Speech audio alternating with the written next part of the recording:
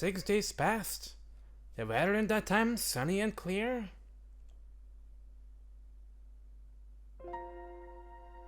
Chapter 13, A Tale of the Star.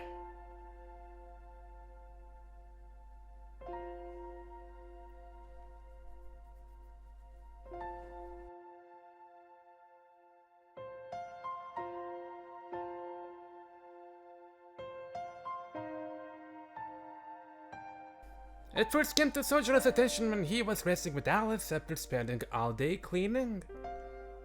宗十郎、今日ぐらいはバイト休みでしょ?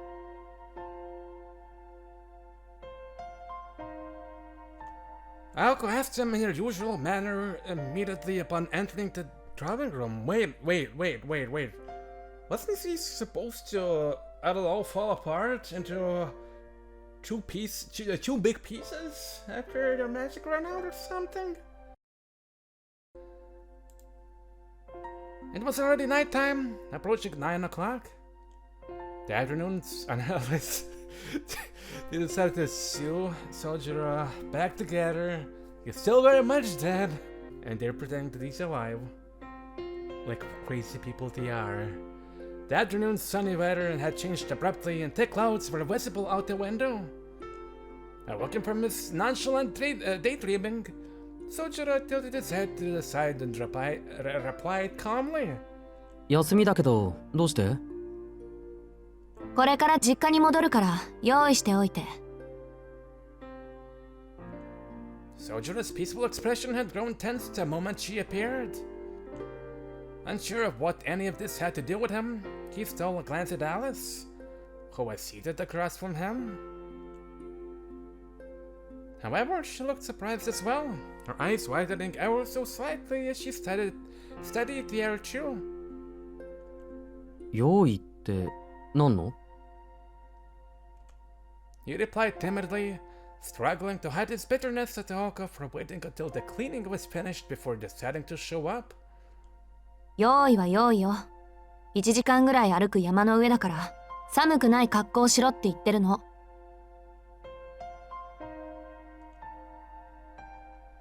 Soujurou's expression only grew darker. The way she spoke made it sound like... しずきくんを連れて行くの。Alice spoke up before Soujuurou himself could manage to say anything. Aoko brusquely rubbed her offhand in speech or manner. Saying words that does not sound like her or him or them. Brusque. Brusquely asked if there was a problem. 私だってあんなとこに行きたくないわよ。けど、今日ぐらいは顔を出せってうるさいから、本当に顔だけ見せに行くの。宗十郎を連れて行くのは単に暇だからだけど。She stood tall as if challenging her roommate to oppose her decision. Alice's face was dour as she gazed back. Soujurou's irritation was obvious as well as he glared at Aoko. Of course, their unspoken objection had no effect on Aoko in the slightest. それじゃあ、班になったら出かけるからね。Hey, whatever Soujuurou says gets ignored.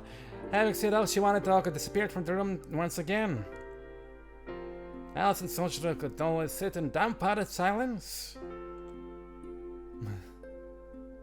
アリス、青崎の家って遠いのか?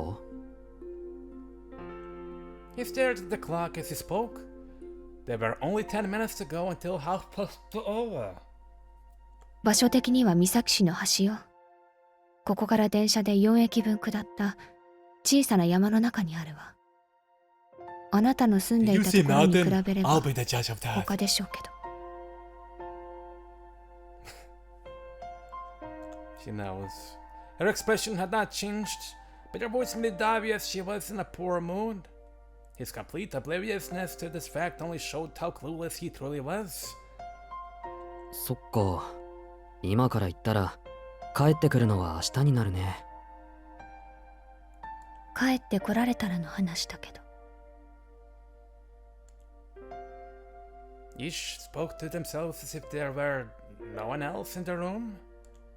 Those about to embark on a journey always feel a sense of dread, and he was no exception. 青崎の家ってお化けでも出るのか？ Alice did not say anything in response. All she did was raise her eyes from her teacup to stare wordlessly at him. アリス？ His question caused her to suddenly avert her eyes. Something seemed off about her today. The minute hand of the clock was about to reach 30. Bothered as he was by Alice's odd behavior, Soujuurou had no choice but to stand up from the sofa and take his leave. それじゃあ行ってくるよ。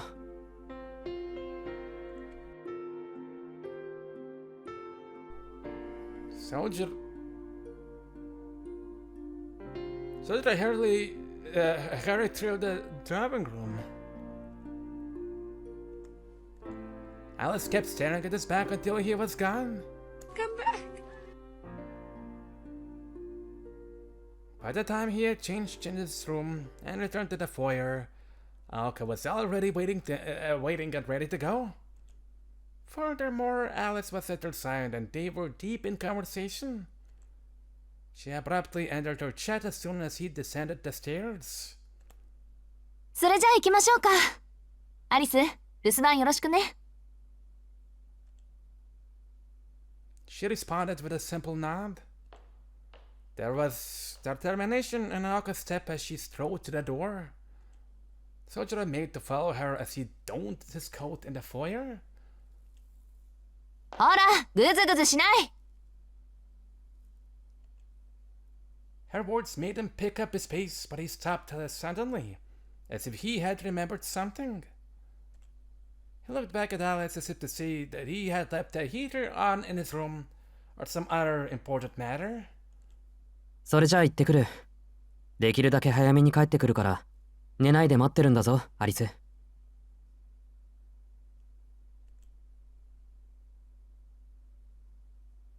Alice blinked in shock at his unexpected request. Aoko looked on with arms folded as Soujuurou sat waiting for a response. Bewildered, Alice finally returned to the drawing room without uttering a single word. Her only response had been the very smallest of nods.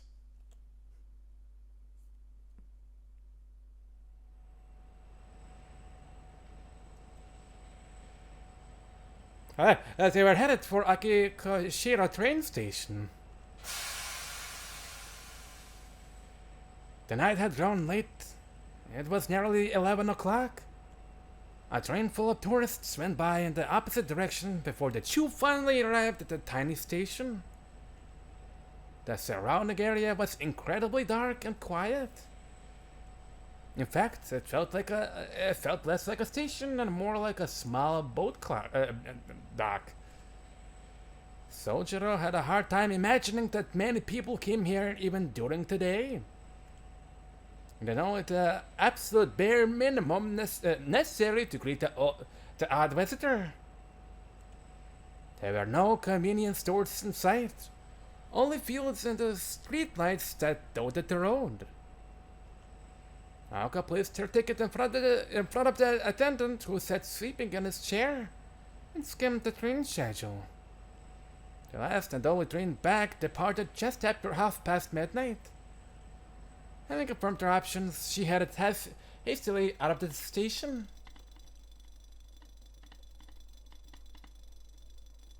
The elderly station attendant was all alone. Quack, quack, quack. He had dozed off with both the heater and television still turned on. As he slept, his face looked completely content. The night felt vast in its darkness. The small freight station had been rendered obsolete now that cars were commonplace. It was like a lone star shining in the night sky. Soujuurou thanked the attendant for his service before stepping out into the darkness. The man must have looked after the station for decades at this point, and would likely continue until the day he died.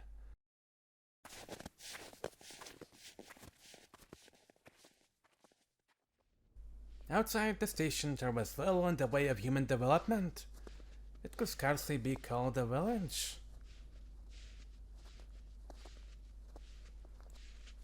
There was not even an area out front for cars and buses to drop people off. Their eyes were met only with a panorama of flat fields interlaced with a lattice of footpaths. Now surely you see a beautiful green in summertime. In winter it was more like a wasteland. I'm really getting nostalgic of my home country thanks to this. Especially how snowy you can get and how cold too. UK sucks at knowing what it wants. However, electric lights that felt strangely out of place illuminated one side of the dark vista.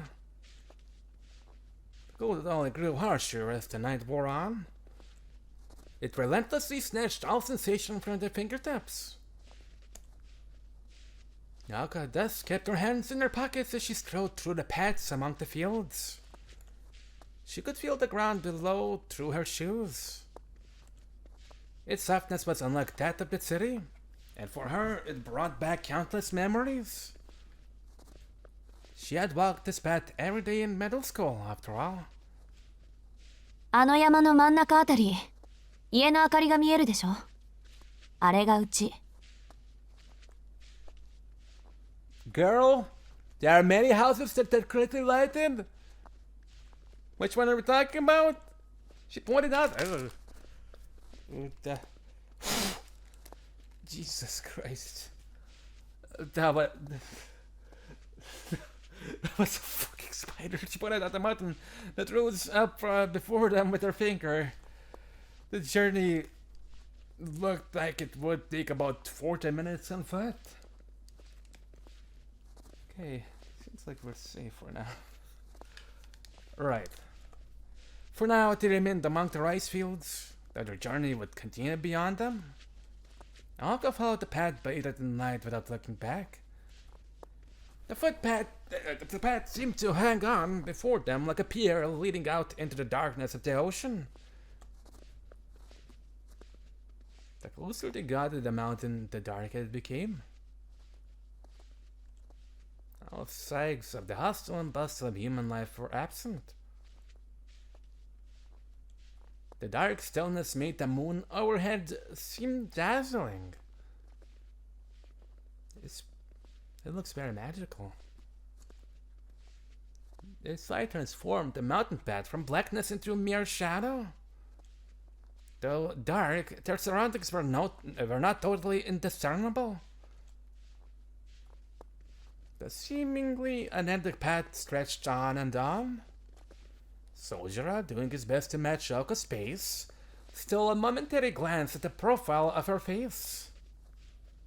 Did she not feel frightened in this quiet darkness, even with the moon to light the way?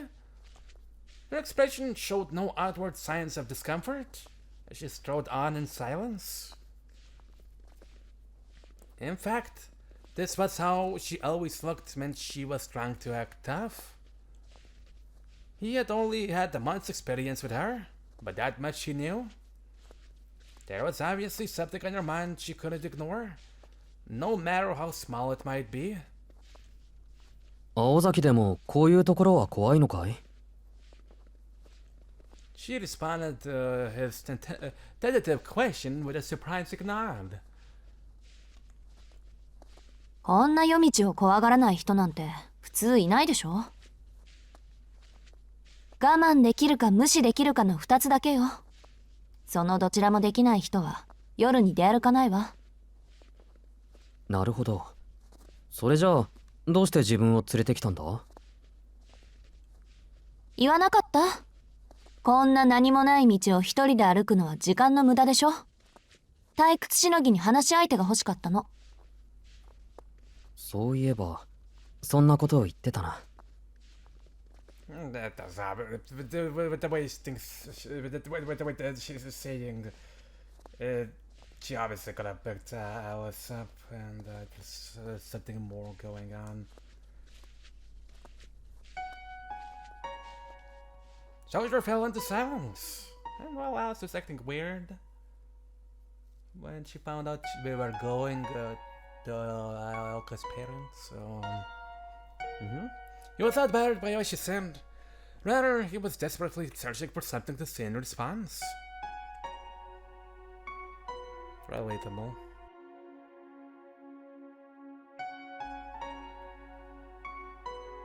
Their path through the night continued onward. Only the sound of their footsteps could be heard. Eventually, Aoko was unable to endure the silence any longer despite her best efforts.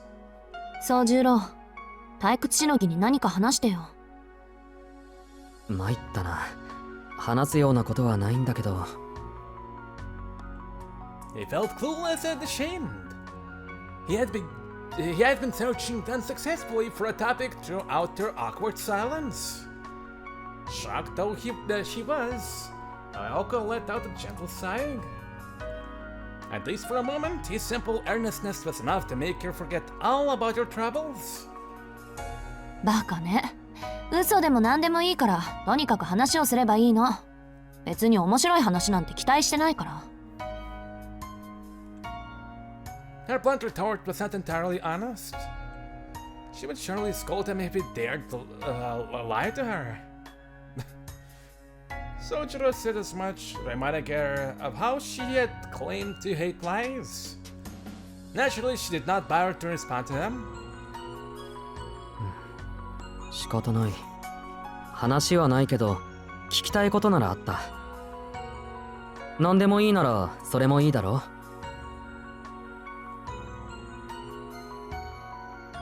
A slight scowl crossed her face at the suggestion, but it lasted only a moment before she returned to her previous calm state. ま、それもいいか。どうせ、もうすぐ忘れるんだから。She muttered her reply without making eye contact. Their destination in the mountains remained hidden from them, revealing not even a hint of its form.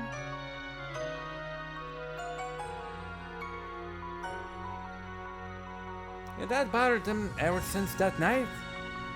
What was the truth behind it all, and how would the Chu sisters' drama unfold? I'm still curious on how you are alive, even though the text suggested, the girl suggested that you were supposed to die once the magic runs out, but here we are, searching a mention to press Aoko for details. それで、瞳子さんは何がしたかったんだ？あれ、言わなかった？私への復讐と根源に接触することだって。根源の渦については前に少しだけ話したでしょ？確か魔術の源だっけ？そう。そして最終目的でもあるわ。根源の渦っていうのは、すべての英知が記録された位置、すべての事柄が決定された場所。そこを見て、触れて、理解できれば、不可能なんて言葉すら作り変えられる。伝承によって呼び名は様々だけど、要するに神様のいる位置なんでしょうね。神様っていうのは、八百万的なものじゃなく？たまにそういうこと言い出すから厄介よね、あんたは。そりゃ万象に宿る神様もいるでしょうけど、これはその前。そういうのを決めた大前提みたいなものよ。そんなものの入り口がどうして岬にあったのかは知らないけど、祖父はそれを発見して新しい魔法を作り出した。でもその後に根源への道を閉ざしちゃったのよ。魔法さえ成立したのなら神様への道は消えるべきだって。多分私たちが生きてる限り解放する気はなくて、瞳子はそれが腹立たしかったんだと思う。たとえ力不足で取り込まれても道があるのなら試すべきだ。自己の消滅を恐れるぐらいならそもそも魔術なんて学ばなかったってね。でも祖父は礎になろうとする一切認めなかった。もっと強力な跡継ぎが生まれるまで根源の解析は許可しない。跡継ぎに魔法は譲るけれど根源への道だけは閉ざしていたのよ。瞳子の気持ちもわかるけど私は祖父に賛成だわ。根源なんてものに興味はないし、第一今まで一人も生還者がいないんだもの。それが本当に神々の座なのか保証もないし。Her mood had gradually soured as she spoke, and towards the end it sounded more like a list of complaints. Despite her words, however, Aoko was unable to agree completely with her grandfather's decision.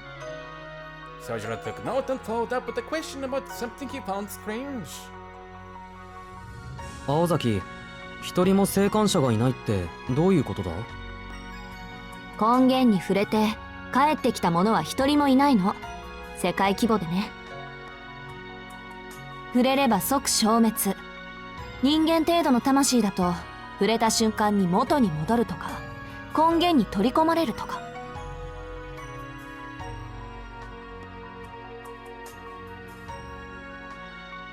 なんでどんなに歴史に名を残した魔術師でもあれにだけは触れていないわ。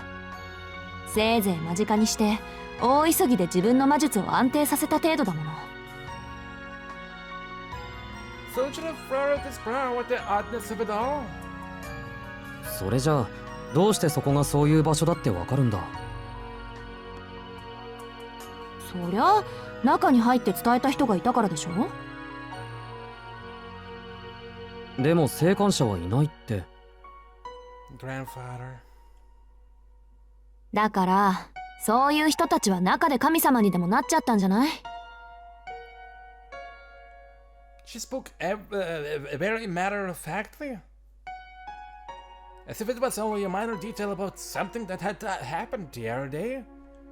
そうなればこっちに帰ってくる必要はないでしょうし、もしかすると単に帰ってこられないだけかもね。ま、神様って位置づけが私たちが思っているようなものとは思えないからあまり幸福そうには思えないけど。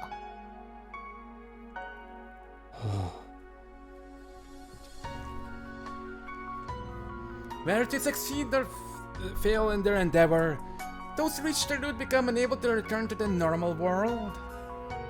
Maybe the first person to become God felt lonely and spread the word about the swirl of their root in order to have others join them there. Hey, I have friends. Or maybe they had so much work to do as God just needed some help. None of it made any sense, no matter how long Soujuurou thought about it. 瞳子さんはそうなりたかったのかな？まさかあの人は単に知りたかっただけよ。その後に残された人たちのことなんて興味はないの。昔から目標に没頭しても成果を愛する人じゃなかったから。正直なところそのあたり姉貴は突き抜けてるわ。本当の天才ってのはああいう非人間のこと言うのよ。苦労して作り上げたもののその後を全く考えないんだから。Soujuurou wasn't sure whether she spoke out of disgust or respect. でもそのくせ面倒見はいいっていうか。未来のことは考えないのに今あるものには何にでも興味を持つんだから。Aoko praised her sister's genius even while cursing her every being. Though her tone of voice was perfectly pleasant and lacked any audible animosity. そうだね。それに瞳子さんはこっちの方が好きみたいだったから。As soon as she spoke, he was struck by the meaning of Aoko's earlier words. I don't care about the root. I just care about Soujuurou. He realized that she must feel the same way as Toka. And so, there was one thing that had been bothering Soujuurou regarding Toko. そういえばカエルにするって一体。 He ventured to bring up the topic no one had been talking about since it occurred. It always seemed taboo to bring up, so the sense of transgression made him hesitate as he finally saw the truth. 一体も何も言葉通りの意味だけど、もともとルーン使いには変身術がある分、トーコにはかかりやすかったみたいよ。Well, that sucks. いや、そんな当然のように言われても。His stomach hurt from the stress of not knowing how to respond to her cavalier attitude. まあ、それでどうやって。 He did not particularly want to ask, but it was the natural extension of his current line of inquiry. Aoko stared straight ahead as she lectured him, completely ignoring the pained expression on his face. 2種類あって、精神を入れ替えるのか、肉体を再編成するかね。精神だけを入れ替えるのは簡単な分、すぐ元に戻れるわ。夢を見ているようなものだし、ちょっとしたショックで元の体に意識が戻ってくれるから。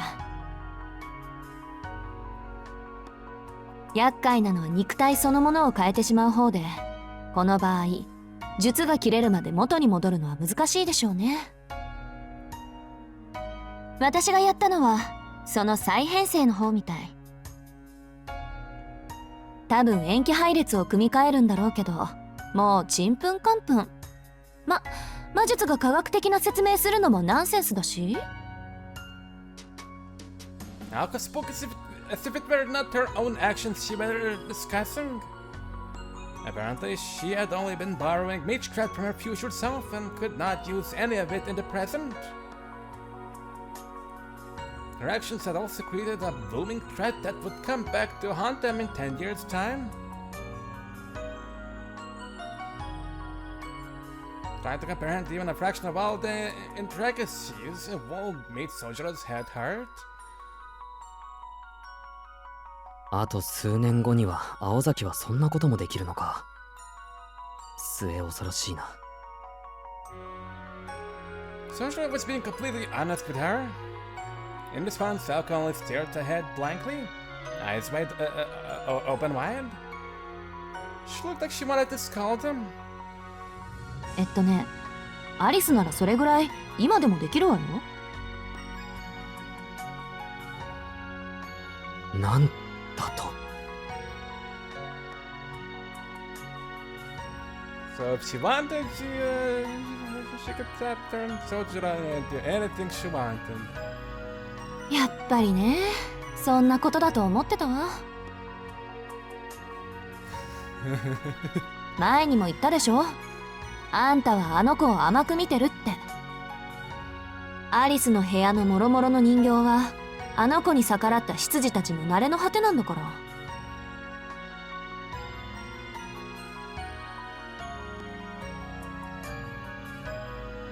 まさかアリスはそんなことしないぞ。いやいや、これが私もね、付き合い始めて半年はそう思ってたんだけどね。The light, cheerful laughter that followed only made her statement all the more chilling. 青崎、その冗談笑えないぞ。あら、私は笑わせる気なんてこれっぽっちもないんだけど。She was clearly making fun of him at this point.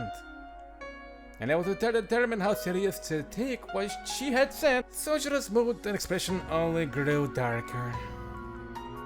His obvious dejection made Aoko smile with satisfaction. あそこであんたの言葉にうなずいちゃうあの子がそこまで魔女になれるはずもないんだけど。She gazed at him as he walked, her chest warm with emotion.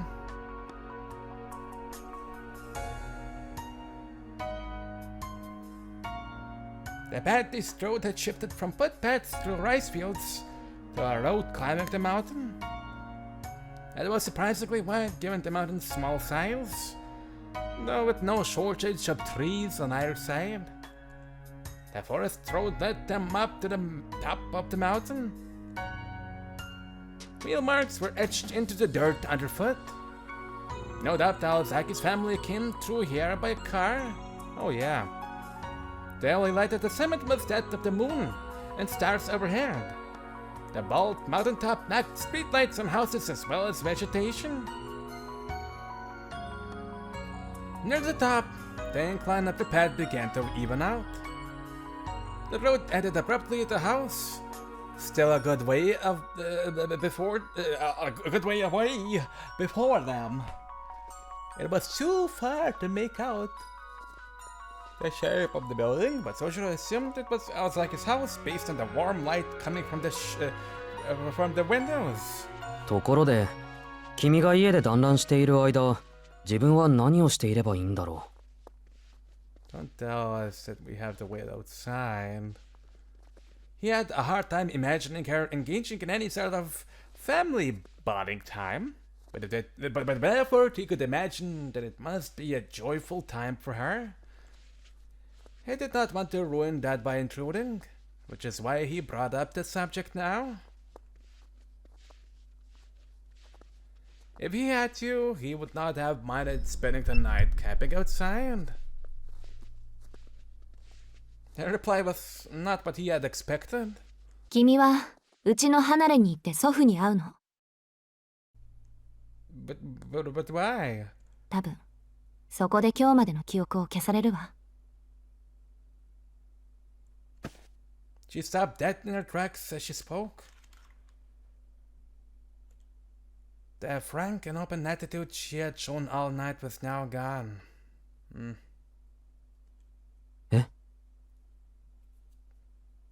Yeah.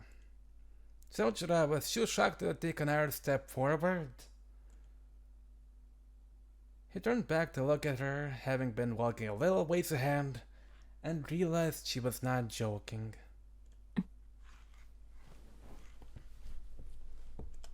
He stood still, taking in the glaring silence. Naturally, Aoko was the first to resume speaking.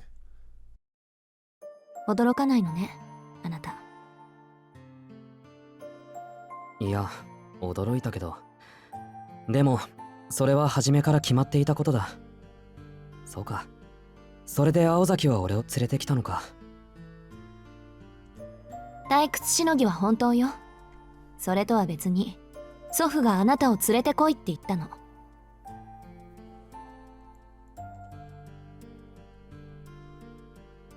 Soujuurou nodded in acceptance. He was as quiet and unchanging as the night around him. Something which Aoko found thoroughly irritating. それじゃあ行こうか。立っていると寒い。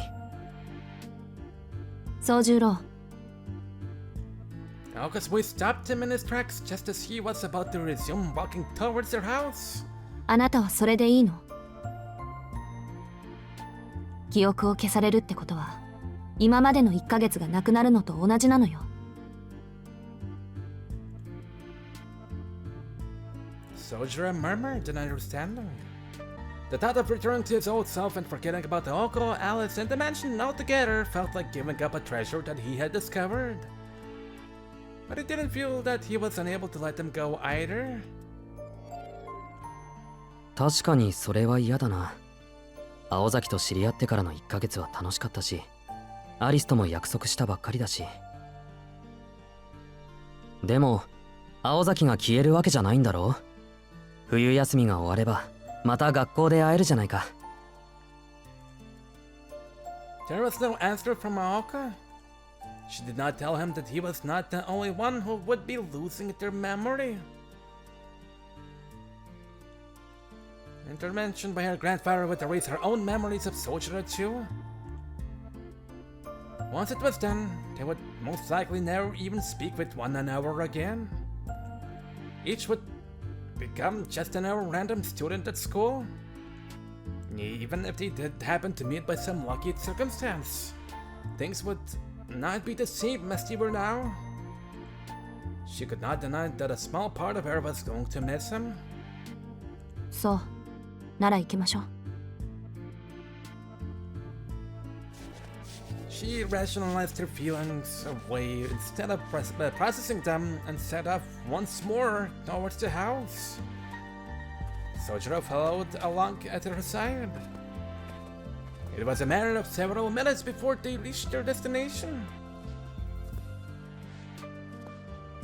She was irritated to see that the expression on his face looked exactly the same as it always did. Forgetting their time together was sad for her, if only slightly so, but it did not seem to bother him in the least. At least you care, Aoko. At least you そりゃ care. ね。平気で自分の腕を叩き折れるやつに、そんな繊細なこと期待していないけど。What? Halfway through bettering her complaint, Aoko suddenly remembered. Or rather, she realized something. Something about the one-time werewolf killer before her. And the mystery of who Soujuurou Shizuki really was. The older version of herself that night had memories and knowledge of Soujuurou beyond what she knew now. Really?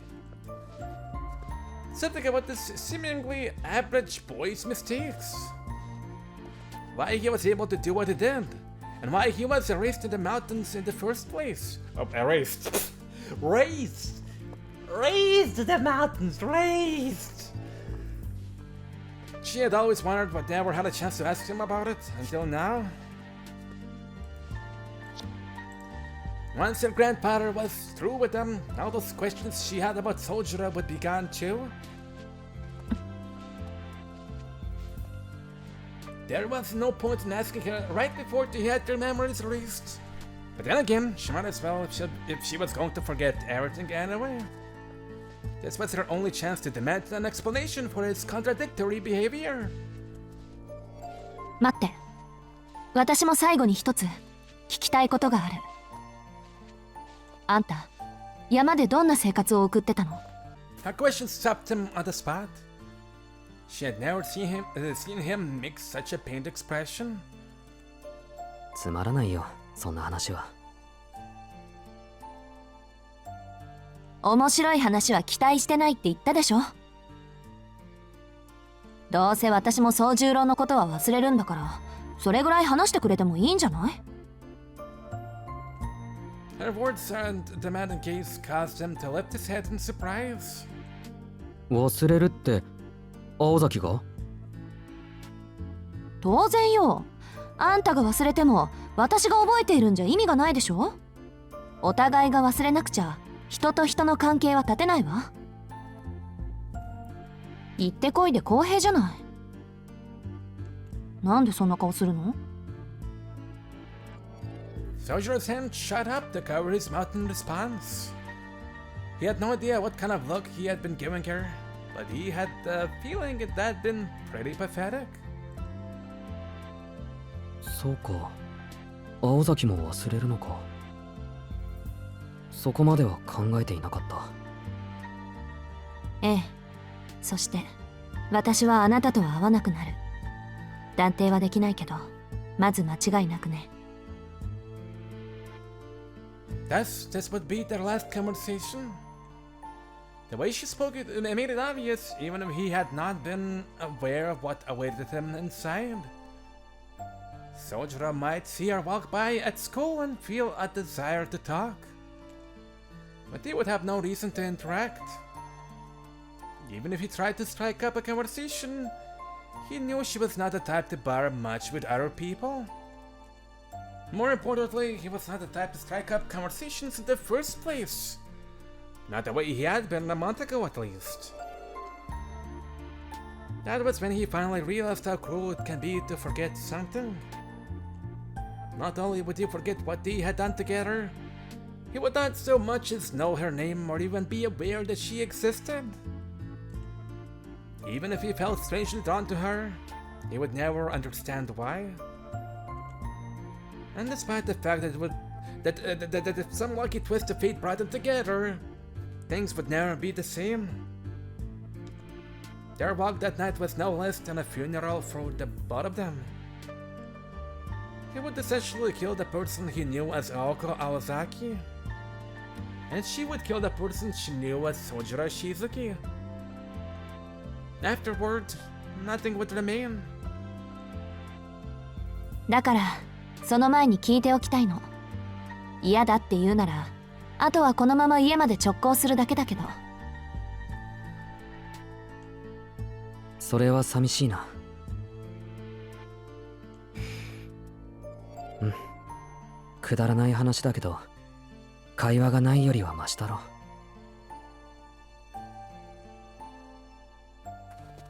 Muttering under his breath, Soujuurou set off towards the house once again. This time it was Aoko who matched his pace. There were only minutes left before their path came to its end.